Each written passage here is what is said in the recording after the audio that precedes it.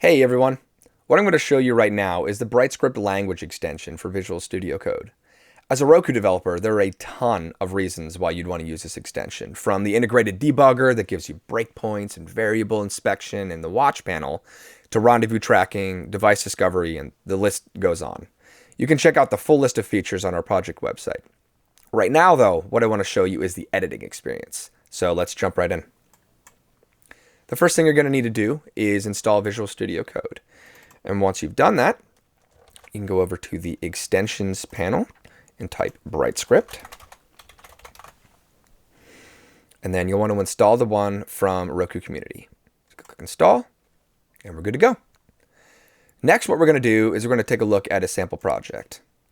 So this project downloads posts from Reddit and displays them in a markup list. We have the standard main file with your normal while loop there. And then we've got a main scene with the markup list and a video anytime we wanted to play a video from one of the subreddit posts. You've got your background task that will do the actual data fetching. And then our custom component that will be used inside of the markup list for every single Reddit post.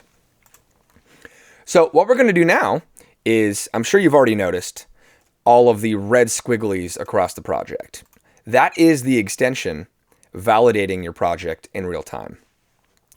It scans your project and recognizes that it's a Roku project because of the presence of .brs files and manifest file. Then what it does is it parses and validates every single file and reports those errors to VSCode.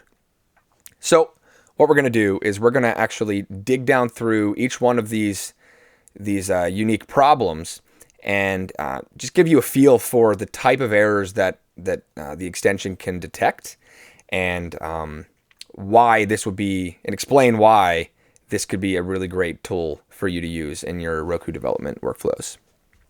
So let's get started. The first error that we have here, the error says, unknown rowSG node progress dialog. It looks like we're missing a G, which makes sense. So we'll go ahead and we'll add a G. So we validate the create object call against all known components that are available on the Roku platform, as well as all of the custom components that you've created. So the next error we have is this one right here. We can't find a component called get subreddit. Now this is obviously a custom component that we've created for this project, but what's strange is it's over here. So why can't it find it? Well, let's take a look. Look up here, get subreddit. I mean, that looks like the right word, but there are other errors in this file. So let's look. So it says it needs to have a name attribute, but we called it ID. So that's obviously a bug. We'll call it name. And now the error went away. Great. So moving on. The next error says duplicate function implementation for onKey event. Basically, it means there are two functions with that name. So we'll look around and, oh, there it is right down there. So it looks like we must have created some kind of debug onKey event and forgotten to delete it when we implemented the real thing. Or maybe it was a merge conflict. Doesn't matter. We can obviously tell this is the one we want to keep. So we'll go ahead and we'll delete this duplicate function. Next up, it looks like we misspelled the word string for function parameters. So that actually works across the board. It'll catch it in all of those various locations. Next up, we have invalid field type Boolean. So because Roku has published the specification for what field data types exist, we can validate the interface field types. And so it looks like we have a spelling mistake there. We're missing an O. We add that, and it's good. So the next issue is we cannot find the name refresh list. So it's interesting because we got a comment up here that talks about update list, but this says refresh list. So my first thought is maybe we renamed the function. So let's take a look at main scene.brs because that is the only script imported in this component. So really cool feature. You can right click on any URI and go to definition, or you can press F12. So we're looking for refresh list. I don't see the word refresh anywhere in this file. So it is most likely that we renamed refresh list to update list. I'm going to hold the Alt back button to go backwards to the previous file. And we're going to go ahead and rename this update list.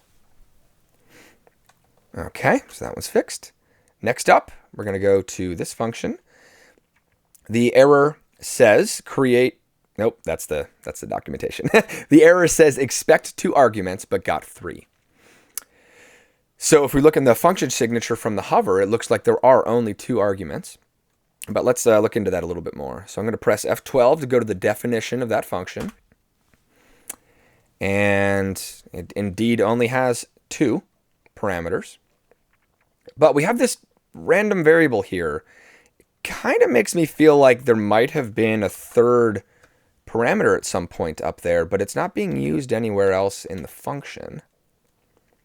So I'm going to make an educated guess that we actually don't need a 3rd parameter, that this function should only take 2. So we're going to delete that line, and we're going to go back. And yeah, this only takes 2 parameters, 2 arguments, and now it's good. All right, moving on to the next item.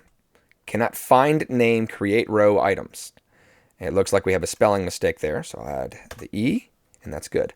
So this works for all of the functions that you've defined in your scope. You can do that for any of those. Next up, we have expected colon between associative array key and value. So this is a pretty straightforward one. Whenever you define associative arrays, you need to use colons between their keys and their values. And I think it's a good time to bring up that we have fairly comprehensive syntax checking. So if I'm missing a curly brace here, we'll get an error. You see the little squiggly. You're missing a comma. You're missing a closing parentheses. You're missing an end if. We catch most of those. And if you find a situation that we don't catch it, please raise it on our GitHub issues because we want to catch them all. Next up, required parameter text must be declared before any optional parameters. So looking at this, it appears that text is mandatory. You have to have the text parameter, but leading character is optional, as that it'll default to this. So most likely whoever defined this function put them in the wrong order. So I'm going to swap them. And that removes that error. But now that I've swapped them, I need to find all the places I'm actually calling that function. So I'm going to right-click and choose Find All References. If you look over here on the left, it lists out only a single place that this is being used.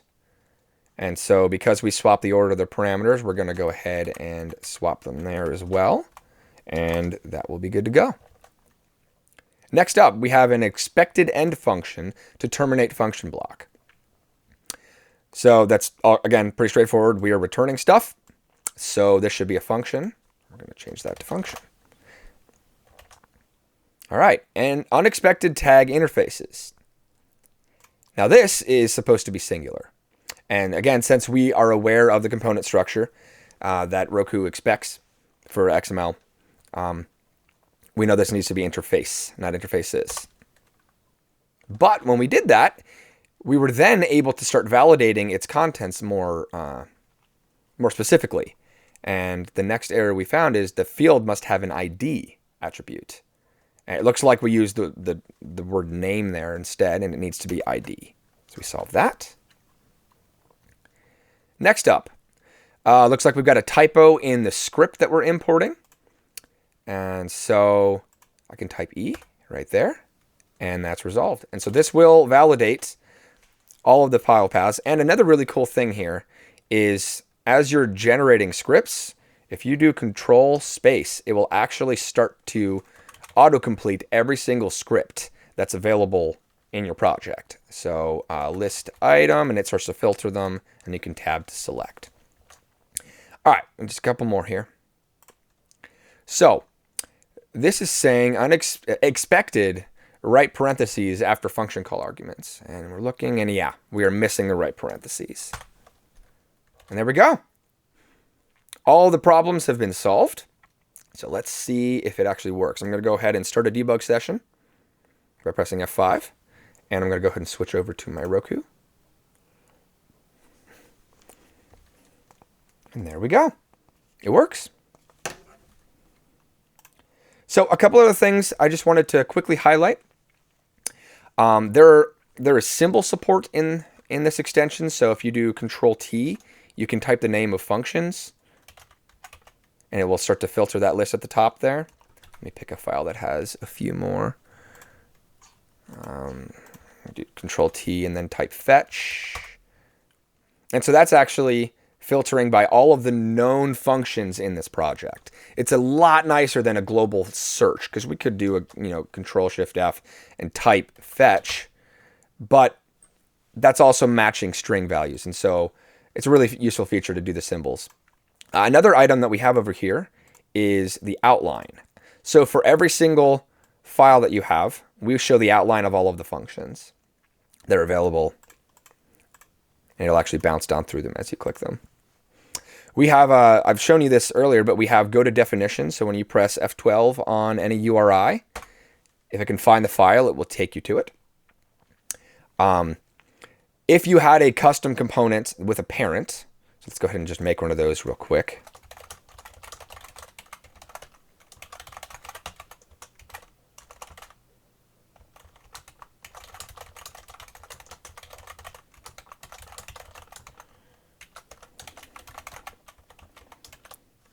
And you press F12 on this to go to definition, it will take you to the XML file of that parent. And then one of my favorite parts of this is we have auto code formatting. So as you're messing with your code, you can type it in any format order that you want. And now when I do Alt-Shift-F to format, it'll automatically format your code. So you don't have to worry about getting the indentation just right. It'll format it for you. So I hope these have all been really helpful. I hope this is an encouragement for you to give Visual Studio Code a try, specifically the BrightScript language extension, as it really can revolutionize your workflow.